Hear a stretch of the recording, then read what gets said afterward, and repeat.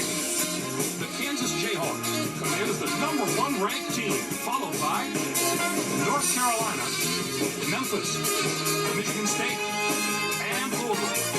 Anything jump out at you from those top 5 teams, Clark? Those are some terrific teams, Greg, and the thing I find most fascinating about the top 5 is the number of contrasting styles we see here. These teams couldn't be more different, and I love when we have that kind of diversity at the top of the poll. Kansas is in the catbird seat to start the season, sitting pretty in the #1 spot. Their total of 33 wins last season was remarkable. Matching that record is going to be a challenge. They simply got to forget about the past and get to the business of winning games right here, right now. North Carolina is in the #2 spot, though trying to build on last season's regular season conference championship. No matter how many different pieces they have this year as compared to last, they'll go into this season with the attitude of we're the champions. If you want the crown, you've got to go through us. Memphis comes in as #3. They're playing in one of the toughest conferences in the nation. How should that affect them, Clark? Their regular season is going to be a melee with all the other tough teams in the conference. The key for them to survive is going to be consistency. They can't afford to drop any easy games. Michigan State starts the year as the 4th-ranked team. Their tournament last year came to an abrupt end with a loss in the 2nd round, Clark. It can be demoralizing for a team not to get past the first weekend of the tournament. They've had all summer to forget about that loss, and instead build on the positives from last season.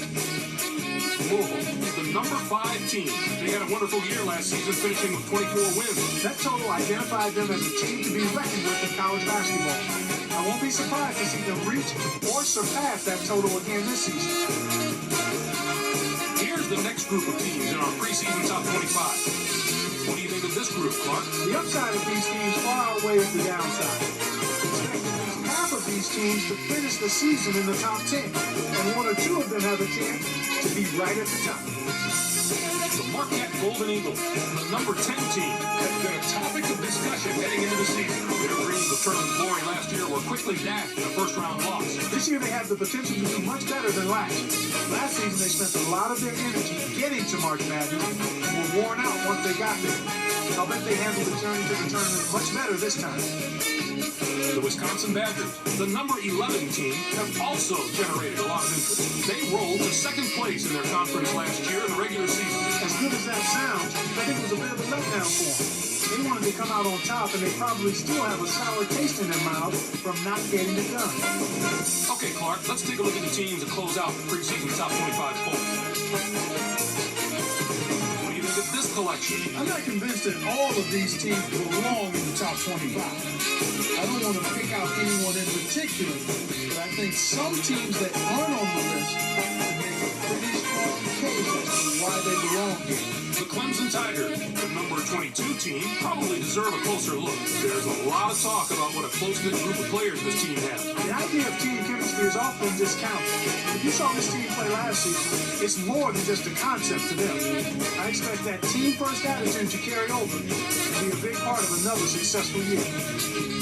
The Georgia Tech Yellow Jackets, the #25 team, are also worth keeping an eye on. What stands out to you if you're trying to get a read on the character of this team, Clark? Over the past few years, this team has shown an ability to overcome any adversity that comes their way. That toughness has become their trademark, and it will work for them again this season. We've come to the part of the show when we look at the top players in the nation and unveil the list of our preseason All-Americans. There before you are the 5 first-team All-Americans as we begin the season, and what a list it is. What's your take on the first teamer at the top of the list, Clark? Accident is a force to be reckoned with, Greg. He exploits every opponent weakness and then uses his skill to dominate games. No matter what, he'll find a way to get the job done and lead his team to victory. As for our next first teamer, Tennessee is more than willing to go into battle with him, Clark. Towson is really something special, Greg. There's plenty to like about him as a player. He's got that deadly combination of smarts and physical skills that makes him so difficult to defend. The coach's mentality in the body of a world-class athlete. Any questions as to why he's on the list? Next up is a player that's drawing comparisons to some of the all-time college greats. The Texas Tech Red Raiders are fortunate to have him in their corner. McCormick is a first-teamer without a doubt. He has such versatility. He can take it and ready to get down the court with the ball and make plays. He'll be be a nearly impossible matchup for their opponent. Let's move on to a player who's worked very hard to earn his spot on the list. The North Carolina Tar Heel can depend on a solid effort from him each and every night. Oakley is the anchor of his team. If they're going to the promised land, he's the one that's going to lead them there. We always talk about the guys with great hands. Well, he's got great feet. I love those happy feet. There are few players in the nation with better footwork than him.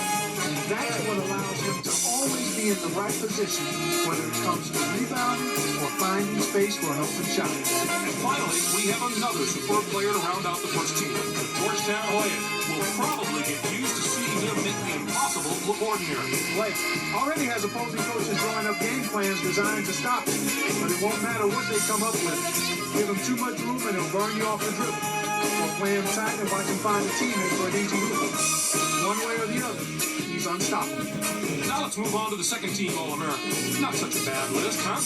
These elite players all have the potential to have historic seasons if the right pieces fall into place. The Virginia Cavaliers have built their team around this young man's talent. I'd say that's a pretty good idea. Grant was a very hard player to leave off the first team. If I had to pick some front runners for Player of the Year award, he would be right there on the list. I've seen him take over games even when he isn't scoring 30. There's some great scores among these All-Americans, and he's one of them. But he does much more than score. Our next player is a tremendous talent in his own right. Tennessee is in for a great year if he lives up to his potential. McClarkin is someone you could look at as last season progressed and see his improvement on a weekly basis. I have no doubt he belongs on this All-American team, and I think the sky's the limit for him this season. We can expect to see some amazing performances out of him all year long. The Tennessee Volunteers are looking for a lot of production from him, and they probably won't be disappointed. Nielsen has terrific skill in so many facets of the game. It isn't out of the realm of possibility to say that he might even be a little bit underrated. I know it seems far-fetched to say that about a preseason All-American pick, but I'm not sure people realize just what a huge year he's in for, Greg. Our next All-American may have designs on the first team by the end of the season. Texas A&M has one of the most reliable go-to guys in the country in him. Hill was one of the first players that came to mind when I was thinking of the top 10 players in the nation. The success of his team rests directly on his shoulders, and I believe he has the ability to take them all the way to the title. Here is the final player to cap off our list of All-Americans. The UCLA Bruins know who their fan favorite is going to be this year. Rio is last but not least on the All-American list. His upside is higher than a lot of the other guys here because he has so much raw ability. He could jump to the first team this year if he harnesses all that ability into the complete package. All right, Clark, that should do it for us here in the studio. For myself and all of us here at 2K Sports, thanks for watching our season preview. Enjoy all of the college hoops action to come, everyone.